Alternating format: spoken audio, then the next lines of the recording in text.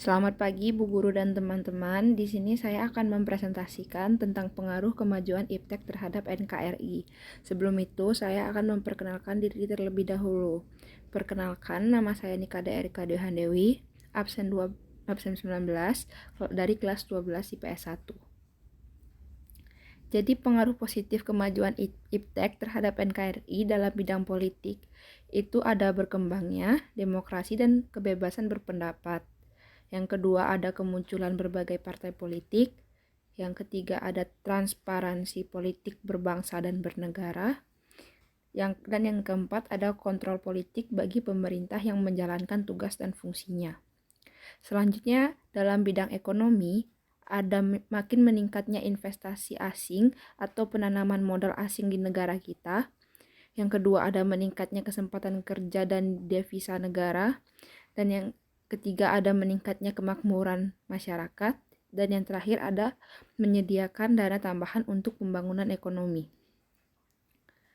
Selanjutnya dalam bidang sosial budaya ada peningkatan kesejahteraan masyarakat dengan meningkatkan penggunaan IPTEK dalam memproduksi potensi daerah setempat.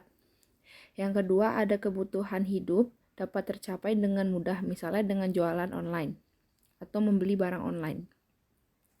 Yang ketiga ada segala informasi di dunia adalah berkat perkembangan IPTEK. Dan yang terakhir adalah hubungan sosial antar masyarakat dapat dijangkau dengan mudah. Dalam bidang pertahanan dan keamanan, yang pertama ada makin menguatnya supremasi hukum, demokratisasi, dan tuntutan terhadap dilaksanakannya hak asasi manusia. Yang kedua ada menguatnya regulasi hukum dan pembuatan peraturan perundang-undangan dengan memihak dan memanfaatkan untuk kepentingan rakyat banyak. Dan yang terakhir ada makin menguatnya tuntutan terhadap tugas-tugas penegakan hukum seperti polisi, jaksa, dan hakim yang lebih profesional, transparan, dan dapat dipertanggungjawabkan.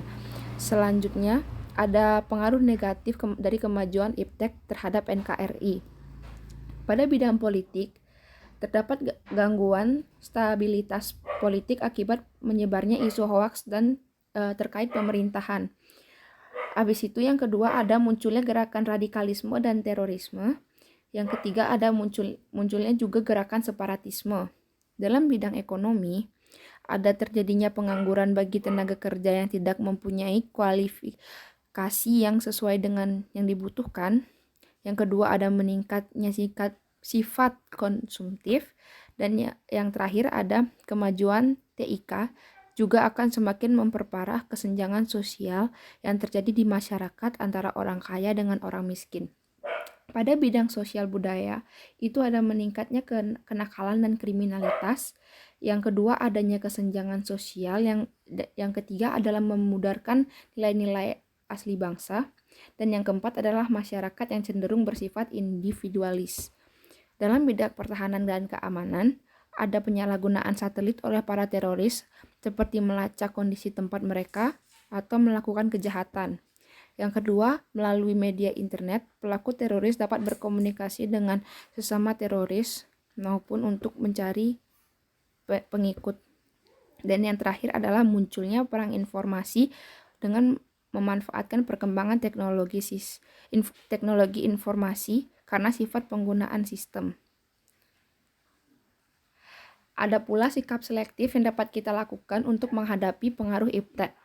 Yang pertama adalah mengamalkan nilai-nilai Pancasila dalam kehidupan sehari-hari. Yang kedua ada berpegangan pada nilai budaya dan norma yang berlaku di masyarakat.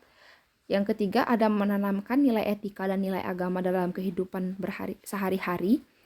Yang keempat ada menegakkan hak asasi manusia dan menjauhi penyimpangannya. Yang kelima ada terbuka, mendukung, dan mengikuti perkembangan IPTEK.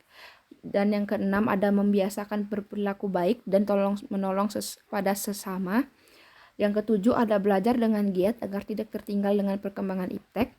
Yang kedelapan adalah menegakkan supremasi hukum tanpa adanya diskriminasi. Dan yang terakhir ada bersikap kritis terhadap perubahan IPTEK yang terjadi.